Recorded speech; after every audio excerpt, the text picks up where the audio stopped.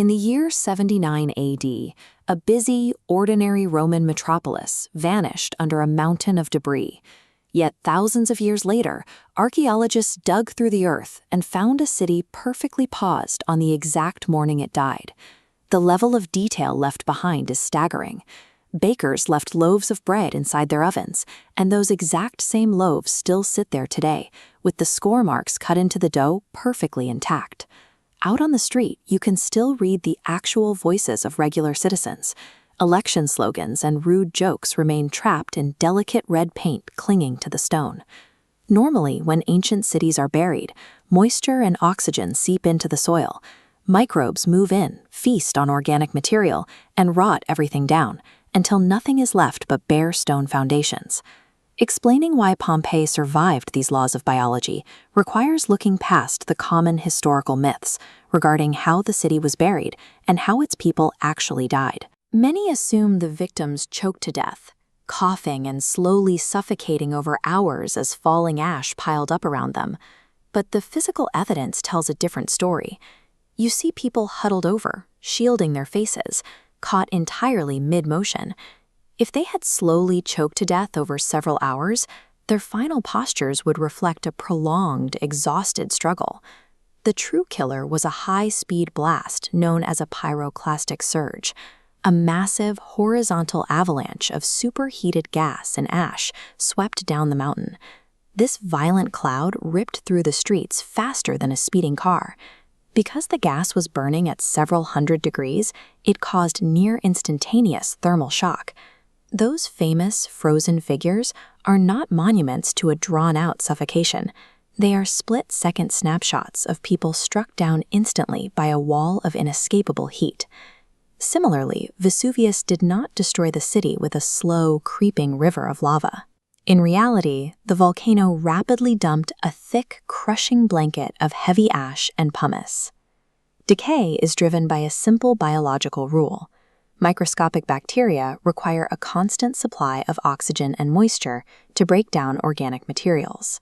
Heavy ash slammed down, packing into a concrete-like blockade. This dense, airtight barrier completely locked out the oxygen and water bacteria need. It turned the environment below into a sealed vacuum. While centuries of weather passed harmlessly above, the buried streets sat perfectly untouched. The exact same suffocating blanket of debris that violently ended thousands of lives is the only reason everyday items like bread dough and painted jokes survived entirely intact. There is one final illusion to clear up. The haunting gray human figures you see in museums are not ancient carved statues, and they are definitely not petrified bodies. Over the centuries, the soft organic tissue of the buried victims eventually did break down and rot away, even while the hardened, concrete-like ash shell packed tightly around them held its shape. This created a unique problem for 19th century archaeologists. The physical remains of the victims were entirely gone. All that was left hiding underground were empty, human-shaped pockets of trapped air. So they devised an ingenious archaeological workaround. They poured liquid plaster straight down into those empty cavities. The wet plaster flowed in and perfectly filled every single detail of the vanished body's shape. Once it dried, researchers carefully chipped away the surrounding ash shell. When we look at those gray figures today, we aren't looking at physical remains. We are looking at the precise negative space a person left behind in the earth at the exact fraction of a second they died. It is easy to view Mount Vesuvius as a dormant, peaceful artifact of ancient history. But the mountain never went away. It remains one of the most highly active and intensely monitored volcanoes on the planet, and geologists know it is absolutely guaranteed to erupt again. Even with modern warning systems and mapped-out escape routes, a massive eruption would trigger a terrifying logistical bottleneck. Today, 3 million people live directly inside the volcano's active blast radius. The sheer mass of humanity packed into the sprawling metropolis of modern Naples extends endlessly right up to the base of the mountain. An evacuation of that size would instantly overwhelm any emergency plan.